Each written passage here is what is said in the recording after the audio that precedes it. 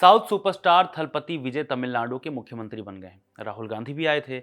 दोनों ने सेल्फी भी ली, माने कई सारे मोमेंट ऑफ द पॉलिटिक्स। लेकिन लोगों की नजरें थीं किसी और पर, एक 29 साल की लड़की पर, जो चेन्नई के जवाहरलाल नेहरू स्टेडियम में मुख्यमंत्री विजय के बगल में खड़ी होकर मंत्री पद की शपथ ले रही थी। क्या आप जानते हैं विजय की कोर टीम में शामिल ये इकलौती महिला मंत्री कौन है, जिसने न केवल 70 साल पुराना रिकॉर्ड ध्वस्त कर दिया, बल्कि तमिलनाडु की राजनीति में उस भाषा में बात करके सबका ध्यान खींच लिया जिसे वहां पॉलिटिकल टैबू माना जाता है। हम बात कर रहे हैं एस कीर्तना की। दरअसल जब पूरा तमिलनाडु भाषाई गौरव की बहस में उलझा रहता है, तब विजय की ये सबसे खास सिपाही फर्राटेदार हिंदी बोलकर सोशल मीडिया पर क्यों छा गईं? क्या वो विजय की नेशनल फेस बनने जा रही हैं? आखिर एक मिडिल क्लास परिवार की लड़की कैसे सीधे कैबिनेट मंत्री की कुर्सी तक पहुंच गई? आइए कीर्तना की उस अनसुनी कहानी को विस्तार से जानते हैं, जिसने विजय की राजनीति को एक नई दिशा दे दी है। एस कीर्थना, पूरा नाम कीर्तन संपत है। आज तमिलनाडु की राजनीति का सबसे युवा और चर्चित चेहरा बन चुकी हैं। मात्र 29 साल की उम्र में उन्होंने विजय की कैबिनेट में मंत्री पद की शपथ लेकर इतिहास रच दिया है। कीर्तना एक बेहद साधारण और मिडिल क्लास परिवार से ताल्लुक रखती हैं। उनकी शुरुआती शिक्षा किसी बड़े कॉन्वेंट स्कूल में नहीं, बल्कि एक तमिल माध्यम के सरकारी स्कूल में हुई थी। अपनी मेहनत के दम पर उन्होंने स्टैटिस्टिक में पोस्ट ग्रेजुएशन की डिग्री हासिल की। वो बताती हैं कि राजनीति में आने का मेरा कोई बड़ा बैकग्राउंड नहीं था, लेकिन लोगों की सेवा करने का जज्बा मुझ में बचपन से था। मेरी इच्छा होती थी। कॉलेज की पढ़ाई पूरी करने के बाद मैंने शो टाइम कंसल्टिंग जैसी कंपनी में एक पॉलिटिकल कंसल्टेंट और डिजिटल कैंपेन स्ट्रेटेजिस्ट के तौर पर काम करना शुरू किया। यही वो दौर था जब उन्होंने राजनीति की बारीकियों को पर्दे के पीछे रहकर समझा। विजय की पार्टी तमिलगा वित्री कड़गम माने टीवी के ज्वाइन करने से पहले कीर्तना ने कई बड़े नेताओं और पार्टी के लिए रणनीतिकार के रूप में काम किया था। उन्होंने पूर्व मुख्यमंत्री एम.के. स्टालिन और टीडीपी के अभियानों में भी अपनी भूमिका निभाई थी। लेकिन सवाल ये उठता है कि उन्होंने खुद चुनाव लड़ने के लिए विजय को ही क्यों चुना?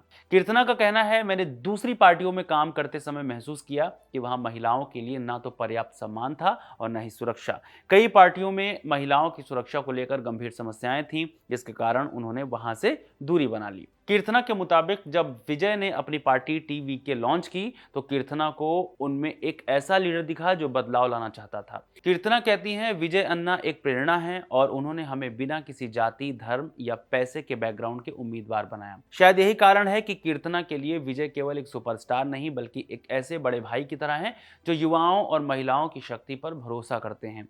इसी विश्वास के साथ कीर्तना टीवी के में शामिल हुई और उन्होंने विजय को बिल्कुल भी निराश नहीं किया। कीर्तना ने जिस शिवकाशी विधानसभा सीट से चुनाव जीता, वो भारत की पटाखा राजधानी के रूप में जानी जाती है। इस सीट का इतिहास ये रहा है कि पिछले 7 दशकों से यहां केवल पुरुषों का ही दबदबा रहा था। कीर्तना ने इस 70 साल पुराने पुरुष प्रधान वर्चस्व को तोड़कर शिवकाशी की पहली महिला विधायक बनने का गौरव हासिल किया। उन्होंने अपने विरोधी कांग्रेस के अशोकन को 11,797 वोटों के बड़े अंतर से हराया। इतना ही नहीं, उन्होंने एआईएडीएमके के दिग्गज नेता राजेंद्र बालाजी जैसे दिग्गजों को भी धूल चटाई। चुनाव प्रचार के दौरान उन्होंने बुनियादी ढांचे, महिलाओं की सुरक्षा और स्वास्थ्य सुविधाओं पर जोर दिया। उनकी जीत ने साबित कर दिया कि शिवकाशी की जनता अब बदलाव चाहती थी और उन्हें एक शिक्षित युवा नेतृत्व पर भरोसा था। कीर्तना की जीत में सिर्फ 70 साल के रिकॉर्ड के ध्वस्त होने की बात नहीं है, बल्कि उस टैबू को तोड़ना भी शामिल है जो भाषाई बैरियर के रूप में हावी है। दरअसल तमिलनाडु की राजनीति में हिंदी को लेकर हमेशा से एक संवेदनशीलता रही है, लेकिन कीर्तना ने इस दीवार को गिरा दिया है। उनकी हिंदी बोलते हुए वीडियो सोशल मीडिया पर जमकर वायरल हो रही है। उनसे पूछा गया कि एक तमिल नेता होकर वो हिंदी क्यों बोल रही हैं, तो उन्होंने बहुत ही परिपक्व जवाब दिया। वो कहती हैं, मैं चाहती हूं कि हमारी पार्टी की विचारधारा और हमारे नेता विजय की दृष्टि पूरे भारत और विदेशों तक पहुंचे।